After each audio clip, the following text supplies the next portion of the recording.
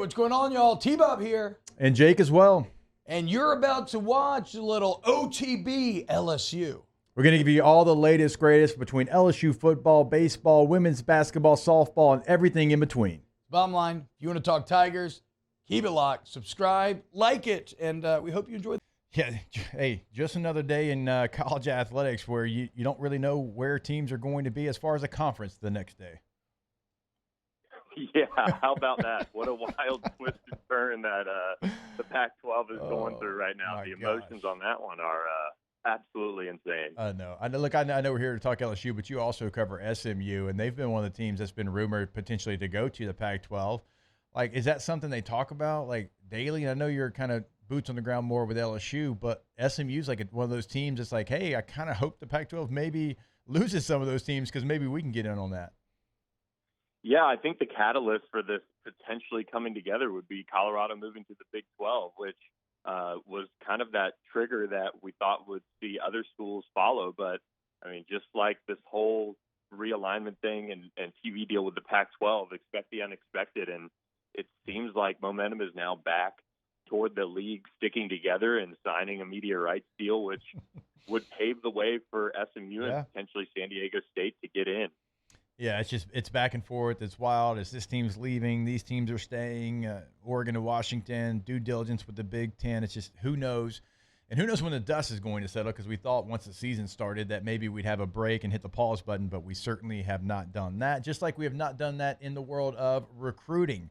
A couple of big LSU targets out there, a couple of five-star guys that LSU's kind of waiting on, Colin Simmons being one of those players, Dominic McKinley being another. I mean, those are big-time guys that can completely change the direction of your class. Not that LSU has had a bad class. They've gotten a lot of the in-state talent, which is something that all of us always pay attention to. But if you get just one of these players, we're talking about a completely different class, aren't we, Billy?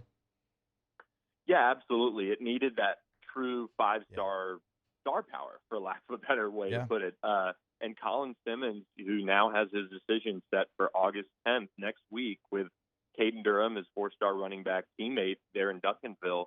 Both guys right now, a lot of momentum around LSU landing both of those players. And to do it at a program of Duncanville's stature would be really impressive to pull them out of the state of Texas. And look, LSU has put in a ton of groundwork for both of those players over the last year or so to be in this position to land both. And with Colin Simmons, we see what Harold Perkins did just from a disruption standpoint coming off the edge. Well, Colin Simmons is one of the best guys to do it as of late, a top 5 prospect, number 1 edge rusher in the country. He can ruin opposing offenses' game plans pretty quickly, or even change them to allow other guys to make plays. That's how good he is. And when you talk about landing a pass rusher to set the next stage for LSU's pass rush, it's critical in this class. B.J. Ojulari left. They're kind of putting it together with some new faces this year. But, if you get Colin Simmons in 2024, realistically, your next 3 years of a pass rusher right there with him. And then Dominic McKinley, you mentioned him, the Acadiana defensive lineman, who's the number 1 player in Louisiana.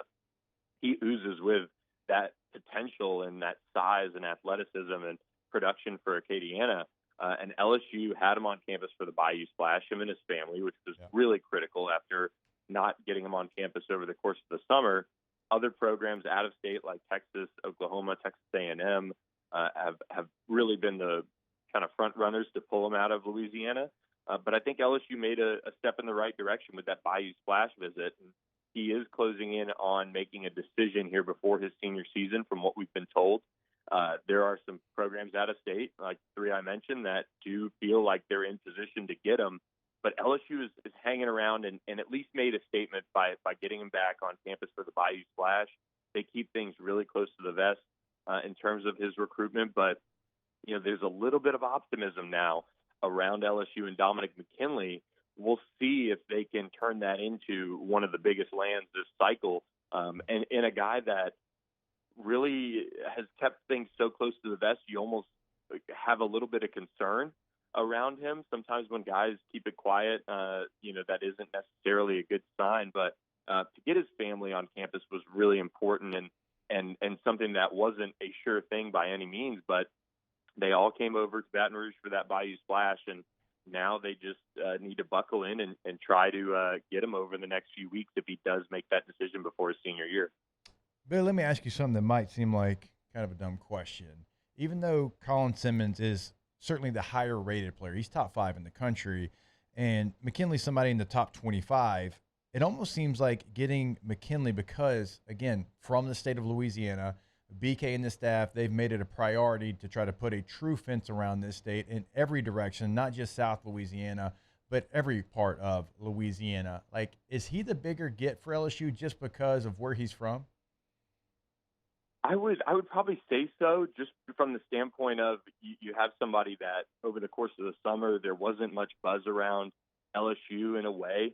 You know, the sources just kind of remained optimistic that they were going to at least get their shot and get him on campus. Yeah. And for if he does make the decision before his senior year and LSU does get him, it's one of those examples like Colin Singleton where you didn't have him on campus for a while, but over the course of the last few weeks, you saw Colin Singleton pick up momentum with LSU, and he ends up committing, which was a huge get for LSU. And again, another statement in Louisiana to get Dominic McKinley, a defensive tackle, much, in a way higher recruited than Tylen, would really say a lot. I mean, you're going up against a Todd Bates, a Elijah Robinson, a Bo Davis, guys like that who have done it a long time on the defensive line front. And especially Elijah Robinson and Todd Bates have had a lot of success recruiting D tackles over the last few years. It's stiff competition. And so if LSU can pull it off, especially just, again, not having him on campus that much over the summer, that would be really the bigger get because Colin has truly shown a ton of LSU interest over the last year and a half and since LSU entered the mix. So they've always been a player there. Dominic McKinley blew up. Things, just exploded for him, and LSU jumped on him. But there wasn't that consistent, feeling that LSU was as in it as they were and are for Colin Simmons. So for Dominic McKinley, if they do get him, it's almost just a touch bigger of a statement for them to bring him in. Going back to Colin Simmons, because he is top 5, but I just think guys from Louisiana, obviously with LSU, that's kind of always where you start, but they do seem like they've made up a ton of ground lately with Simmons. Like, how much different is it, let's say, a month ago compared to where it is now in his recruitment? Yeah, I think a lot changed, and especially with the Bayou Splash visit, getting his mom, grandma, brother all in Baton Rouge, I think that was a really big moment. And LSU has made up a lot of ground over the last month. Texas came off that official visit and really was feeling and is feeling like they have him. And this is going to be one of those interesting recruitments where I think both programs with a decision date set feel like they've done enough to get him. And that's where the intrigue comes in with Colin Simmons is, will anything change over the next 10 days? Because when you set a decision somewhat close in terms of timing, where they set a date and a week or two later there's an announcement, most people would tell you that following recruiting, a decision is done.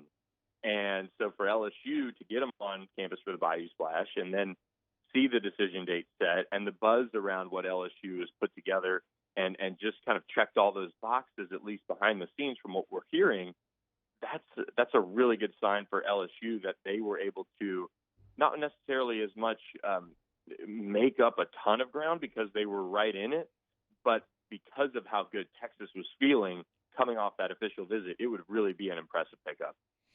Catching up with Billy Embody on 3Sports. Good enough to join us here on OTB. All right, we've talked about the big 5-star guys, but look, I wouldn't be true 2-star status if I didn't ask about other players, Billy. So let's go away from the 5-star guys. Who are some other players that LSU might be close to finding out what their decision is going to be?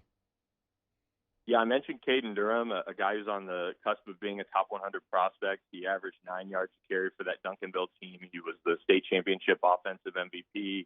He rushed for 1,900 yards. It just kind of does it all and looks physically ready to be in at the college level.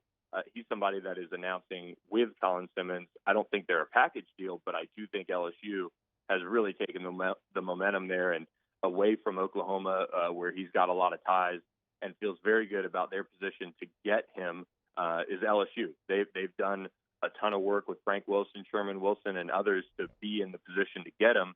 But also Jelani Watkins, a four-star wide receiver from the Houston area, a speedy slot who LSU's been on for a long, long time. He keeps his recruitment relatively quiet, but now it seems like there's more momentum than ever that LSU's going to reel him in and complete that wide receiver class they have.